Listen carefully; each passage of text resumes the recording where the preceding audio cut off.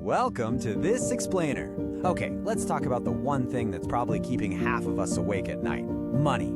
Seriously, if you've ever looked at your bank account and then looked at the price of a standard plate of Kai Peng these days and then checked BTO prices, yeah, you know exactly what I mean. Today, we're diving deep into how Singaporean Gen Zs are literally rewriting the rules of wealth just to survive in one of the most expensive cities on Earth. So, why exactly does financial independence feel completely impossible right now? Look, it's a heavy question, but it is so valid. We're all dealing with stagnant starting wages just slamming into skyrocketing rents, not to mention the terrifyingly high costs of actually securing a BTO flat or paying for a wedding. For a lot of us digital natives, that whole traditional system, study hard, get a safe job, buy a house, retire at 65, it just feels fundamentally broken. You're getting priced out, which creates this overwhelming feeling that no matter how hard you grind, you're basically just running on a treadmill. And honestly, there's actually a name for this exact feeling. It's called financial nihilism. The podcaster Dimitri Kofinas coined this term, and it perfectly captures the mood right now. It's basically this belief that because the whole slow and steady path to financial security just doesn't work anymore, you might as well go for broke. It's giving up on those traditional milestones and pivoting to extreme risk-taking and YOLO behavior just to try and leapfrog a broken system. Think about it. If you feel like you can't afford a home anyway, why not just bet all your savings on a meme coin, right? All right, Section 1. Side hustles and income streams. Building multiple streams. But here's the really interesting thing. A huge chunk of Singaporean youths aren't just throwing their hands up and gambling it all away. They're actually fighting back by flat out refusing to rely on a single paycheck. Look at this. According to a recent Prudential survey, a whopping 41% of Gen Zs polled in Singapore want to juggle multiple income streams while they are working. Just think about that. Nearly half of young people out there realize that relying on just one source of income is incredibly risky today. It's like driving a car with one engine. It works fine until it suddenly doesn't. They want backups, they want flexibility, and they want to accelerate their wealth building. And these aren't just abstract ideas either. These are real, everyday hustles happening right now. Take 18-year-old Kylie Lee, for example. She's using print-on-demand platforms like Redbubble and working as a fashion micro-influencer just to generate extra cash. Or consider Miss Lowe, a 25-year-old full-time engineer who still gives tuition over the weekends. Why put in all those extra hours? Because she's grinding to fund her upcoming BTO flat renovations, her wedding, and she's still trying to put aside money to pamper her parents. They are literally building multiple engines of wealth to fight back against the crazy cost of living. Which brings us to Section 2, YOLO bets versus reality. High risk, high reward? So we've seen how young people are making their extra money, but what actually happens when all that hard-earned side hustle cash hits the stock market? Well, get this. A survey by the Securities Investors Association Singapore found that investors under 35 allocate only 14% of their portfolios to local Singapore stocks. To put that into perspective, investors over 64 dedicate a massive 72% to the local market. So why the huge gap? Honestly, it's because young investors view the SGX, the Singapore Exchange, as just plain boring. It simply doesn't offer the massive, rapid growth they feel they desperately need to catch up. It's a stark contrast. On one side, you've got the US market in crypto. It's highly gamified through slick mobile apps, it's fast, and it's incredibly exciting. Young investors are heavily chasing the magnificent 7 tech giants because they want that adrenaline rush and that quick profit.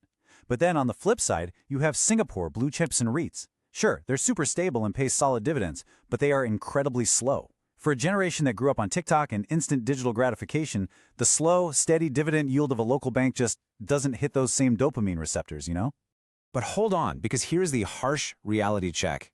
There was a recent OCBC survey that got talked about a ton on Reddit, and the results are pretty wild. Among young investors who only got their financial advice from social media channels, like TikTok or chat groups, only 35% were actually on track with their investment goals. But in contrast, 46% of those who engaged with traditional financial institutions were on track. It is so deeply ironic, right? Relying solely on that hype-driven Wall Street bet-style advice to get rich quick is actually derailing a huge number of young investors. That extreme FOMO is literally burning right through their hard-earned side hustle cash.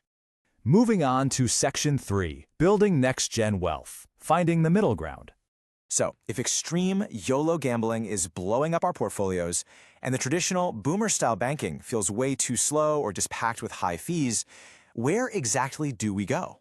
Well, digital natives are completely redefining things. The old way of getting advice usually meant buying into expensive bank products, like those high-fee investment-linked policies, or ILPs.